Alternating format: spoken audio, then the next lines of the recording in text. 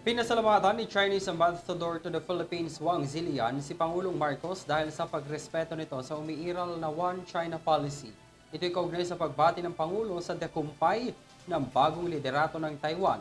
Sabi kasi ng China, may tuturing pa ring probinsya ng bansa ang Taiwan kaya't hindi nito kinikilala bilang independent country. Si Alvin Pelobello para sa dagdag na detalye.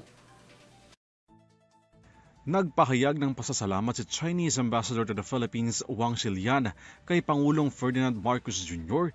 kaugnay sa pahayag nito sa pagsunod ng Pilipinas sa One China policy. Muli namang iginiit ni Ambassador Wang na ang Taiwan ay probinsya lamang ng China, bagay na hindi dapat ine-endorso ng Pilipinas bilang isang independent country ang Taiwan. Noong nakarang linggo, nagpahayag ng pasasalamat si Pangulong Marcos sa bagong leader ng Taiwan at sa pag-host nito sa halos 200,000 na mga Filipino na nasa Taiwan. Sa kabilang banda, nanawagan naman si Wang sa Pilipinas na magbigayan upang maiwasan ang pagtaas ng tensyon sa West Philippine Sea at upang mapababa ang girian sa pinag-aagawang teritoryo.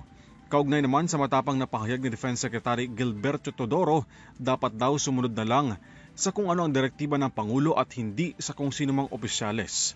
Sa isang media night, sinabi ni Teodoro na China ang nagpapataas ng tensyon sa West Philippine Sea at iginiit na patuloy na sumusunod ang Pilipinas sa kung ano ang nakasaad sa United Nations Convention on the Law of the Sea o UNCLOS. Kasunod na rin ang napaunang ibinalita ng Philippine Coast Guard na hinaharas ang mga Pilipinong mangingisda sa Baho de Masinloc. Naghain na muli ng panibagong diplomatic protest ang Department of Foreign Affairs sa gobyerno ng China kaugnay sa insidenteng ito sa karagatang nakapaloob sa Pilipinas. Para sa EuroTV News, Alvin Pelobello sumasaludo sa bawat Pilipino.